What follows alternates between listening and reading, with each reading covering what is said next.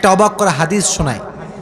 ফাতেমা এমন একজন বউ ছিলেন যিনি তার স্বামীর কাছে কোনো আবদারি করতেন না, কোনো কিছু চাইতেন না। তো একদিন স্বামী আসছে আলী, এসে বলছে, এই ফাতেমা, তুমি আমার কাছে কোনো কিছু চাও না কেন? কিচ্ছুই চাও না, আমি চাই তোমাকে দিতে, তুমি নিতেই চাও না।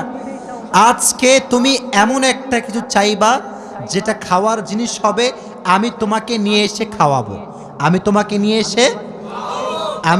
নিয়ে এসে। তো ফাতেমা বলছেন, না দরকার নাই। কি দরকার, থাক না, কোনো প্রয়োজন নাই। তো আলী আজকে নাসরবান্দা, না আমি খাওয়াই ছাড়বো আজকে, বলো কি খাবা। তো চাওয়ার একটা লিমিটেশন আছে। উনি বললেন, আমার কিচ্ছু লাগবে না, জাস্ট বাজার থেকে একটা আনার নিয়ে আসবেন। কি নিয়ে আসবেন? তো আলী রাদিয়াল্লাহু তাআলা আনহু বলছে, ঠিক আছে যাও, আমি যাচ্ছি, তোমার জন্য নিয়ে আসবো একটা আনার। বের হয়েছেন নেওয়ার জন্য। এই মনোযোগ দিয়ে শুনবেন হাদিসটা, খুব মনোযোগ দিয়ে। বাজার থেকে একটা আনার কিনেছেন, কিনে যখন বাসায় ব্যাক করবেন, হঠাৎ করে একজন গরিব মানুষ আসছে, সে বলছে, আলী, আজ 3 দিন যাবত আমার পেটে কোনো খানা নাই, আমি বড় হতদরিদ্র মানুষ, খুবই ক্ষুধার্ত মানুষ, তুমি কি আমাকে কিছু খাওয়াতে পারবা? আলী রাদিয়াল্লাহু তাআলা আনহু এতটা দান করার মেন্টালিটি ছিল, এতটা ভালো মানুষ ছিলেন, বইয়ের কথা ভুলে গিয়েছেন, ওই আনারটাও আল্লাহর রাস্তায় দান করে দিয়েছেন। তো যখন আনার মানে হচ্ছে ডালিম, ডালিম, ডালিম। ও আচ্ছা, না বুঝলে বলা যাবে, কোনো সমস্যা নাই। আনার মানে হচ্ছে, নগরে ডালিম আছে না নাই? তোমাদের নগরে একটা বড় বাজার আছে, বাজারটার নাম কি? ওখানে দেখবা রাস্তার বাম পাশে সবগুলো বসে না, ফলের সব দেখবা, অনেক অনেক অনেক আপনার আঙ্গুর রাখা আছে, বেদানা রাখা আছে, আছে না নাই? আপনারা বেদানাও বলেন, ডালিমও বলেন। আচ্ছা, তো উনি দান করে দিয়েছেন। তো যখন দান করে দিয়েছেন, হঠাৎ করে মাথায় আসছে, তো কার জন্য ছিল? ফাতেমার জন্য। বলেন, কার জন্য ছিল? তো মনটা খারাপ যে জীবনে বউ একবার চাইলো, তাও খাওয়াইতে পারলাম না, মানুষকে দিয়ে দিলাম। বাসায় আসছে, মনটা খুবই খারাপ। তো বউয়ের ভালোবাসা কাকে বলে খুব ভালো করে বুঝবেন। আলী যখন গেটটা খুলেছে, ফাতেমা যখন আলীর চেহারার দিকে তাকাইছে, বলছে, আলী, নিশ্চিত তুমি আমার বেদনা, আমার ডালিম তুমি আল্লাহর রাস্তায় দান করে দিয়েছো। সুবহানাল্লাহ পড়ে। তো বলছে ফাতেমা, আসলেই তাই, আমি দান করে দিয়ে আসছি। তো বলছে, আলী, তুমি যদি আমার জিনিসকে আল্লাহর রাস্তায় দান করে খুশি হও, আমি ফাতেমা তাতেই খুশি হয়ে গেলাম। অবাক করা বিষয় দেখেন, হঠাৎ করে একজন মানুষ বাসার গেটে নক করেছে, এই কেউ কি আছে বাসায়? গেট খুলেছে, তো দেখছে গেটের বাইরে দাঁড়িয়ে আছে একজন সাহাবী, তার নাম হচ্ছে সালমান ফারসি। তার নাম কি? এদিকে পেছনে কিয়ামত হয়ে যাক, তোমরা আমার দিকে তাকাও। তার নাম কি? সালমান ফারসি। বলছে, কি হয়েছে আপনার, হঠাৎ করে আপনি আমাদের বাসায় আসছেন? বলছে, নবীজি তোমার জন্য 9টি আনার হাদিয়া পাঠিয়েছেন। আপনার সুবহানাল্লাহ পড়তে পারলেন না? কয়টি আনার? আরো জোরে। তো আলী বলছেন, নো, এটা আমার না, এটা আমার হতে পারে না। সালমান ফারসি বলছে, কেন? এটা তোমার জন্য পাঠিয়েছে।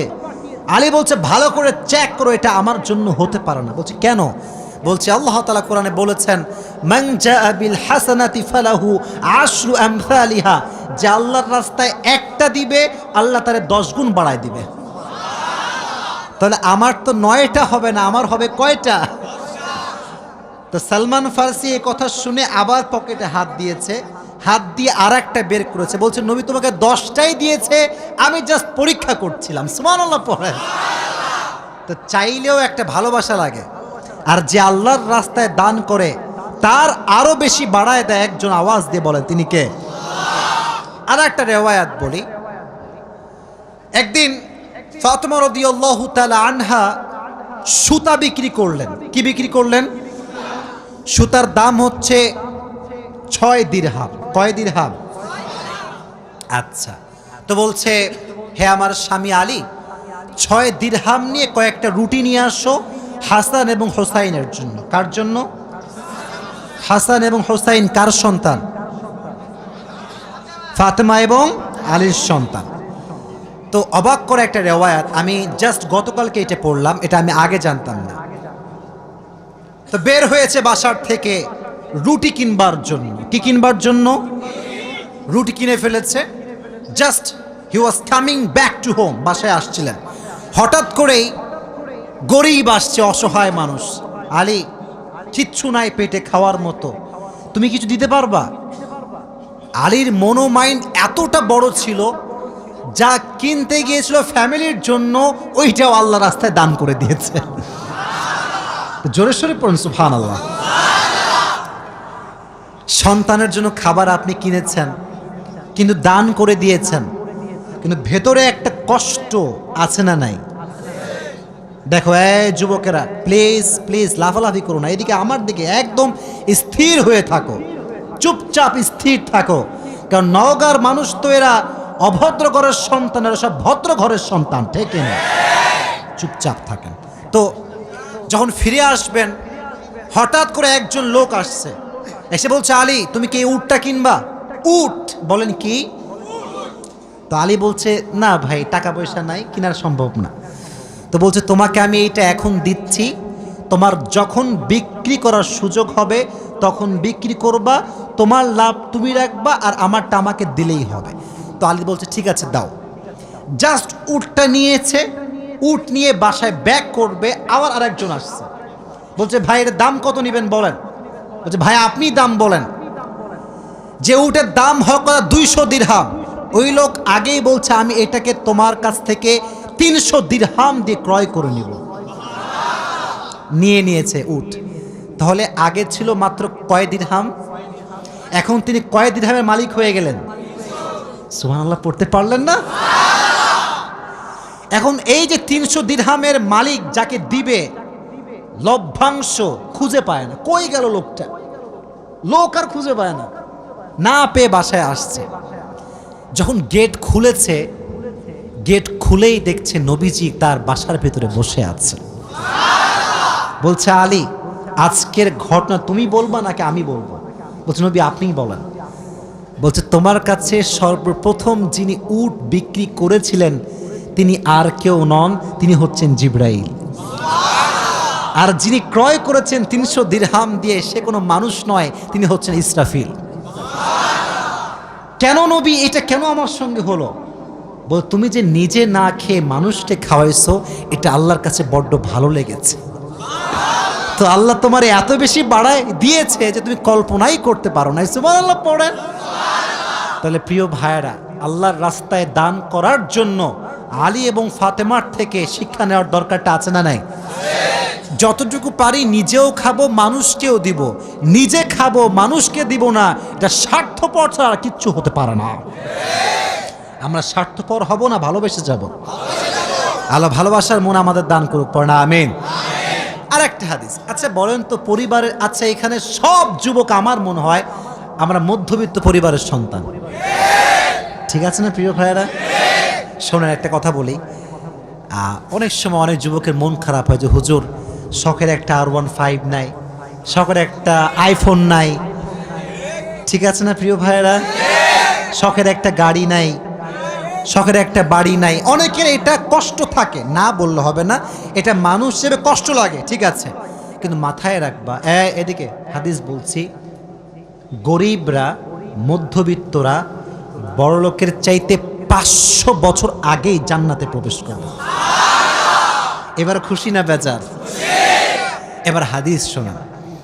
হঠাৎ করে একদিন আলী এবং ফাতেমার ঘরে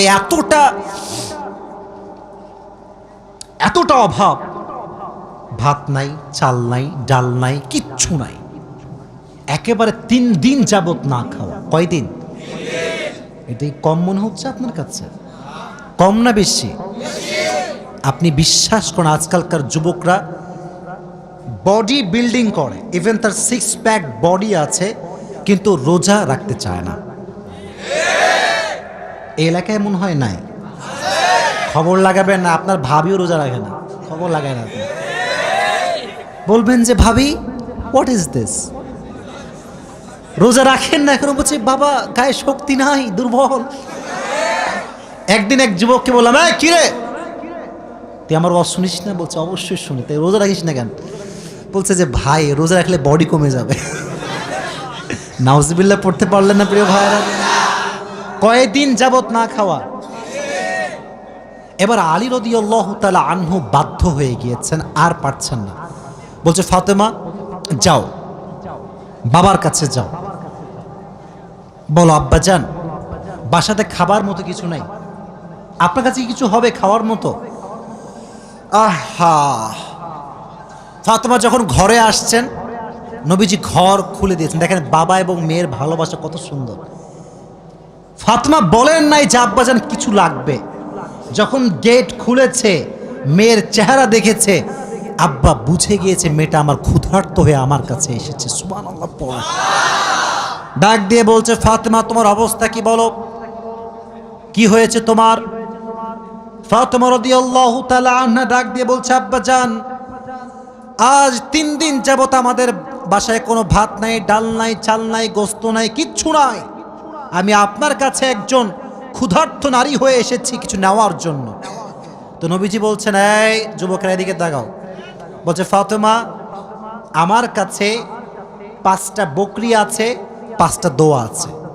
5টা বকরিও আছে, 5টা ধামরাটের ভাইয়েরা 5টা দোয়া আছে, 5টা বকরি আছে। তুমি কোনটা নিতে চাও?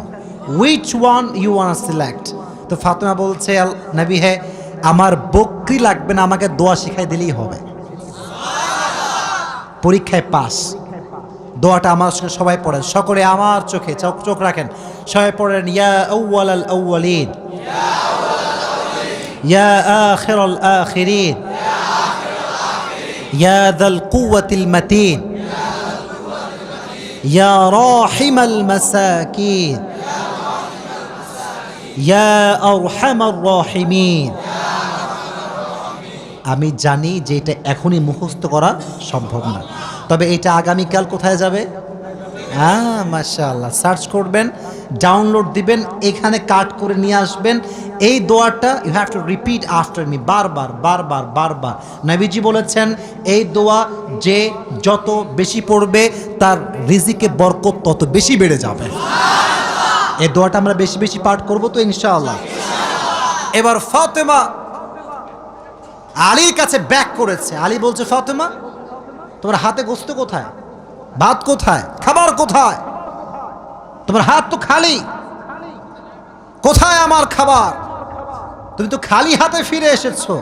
বলছে আলী আমার হাত খালি না, আমার হাত ভরপুর আছে। বলছে কিভাবে? বলতেছে যে যাহাবতু লিদ দুনিয়া ওয়া জিতু বিল আখিরা, আমি নবীর কাছে দুনিয়া চাওয়ার জন্য গিয়েছিলাম, নবী আমাকে আখিরাত দিয়ে ফিরাই দিয়েছে। আমি আখিরাত নিয়ে তোমার কাছে এসেছি। তো আলী এবার নিজেই আসছে। ডানের যুবকরা কিরে আমার দিকে তাকাও। এবার নিজে কে আসছে? আলী। পরে এবার কে আসছে? নবী হে অভাব, খাবার দাবার কিচ্ছু নাই। নবী এবার সংখ্যা বাড়ায় দিয়েছে। বলছে আমার কাছে 5000 বকরি আছে আর 5টা দোয়া আছে, তুমি কোনটা চাও? আলী বলছে নবী 5000 বকরি নয়, 5টা দোয়া হলেই চলবে। কতটা আল্লাহর উপরে ভরসা চিন্তা করেন। আমার মতো আপনার মতো মদন হইলে আগে বকরি দেন, তারপর দোয়া দেখা যায়। ঠিক কিনা যুবক ভাইরা বলো? শুধু এইটা, বিপদে পড়লে মানুষ সুদও খায়, ঘুষও দেয়। আল্লাহর উপরে ভরসা করে কিছু থামবে, দোয়া করবে, তাহাজ্জুদ পড়বে, এই সবর মানুষের মাঝে নাই। ঠিক কিনা যুবক ভাইরা বল? এজন্য আমাদের অভাব আসলে, দুঃখ আসলে আমরা ভরসা করব একজনকে। আওয়াজ দিয়ে বলেন তিনি কে?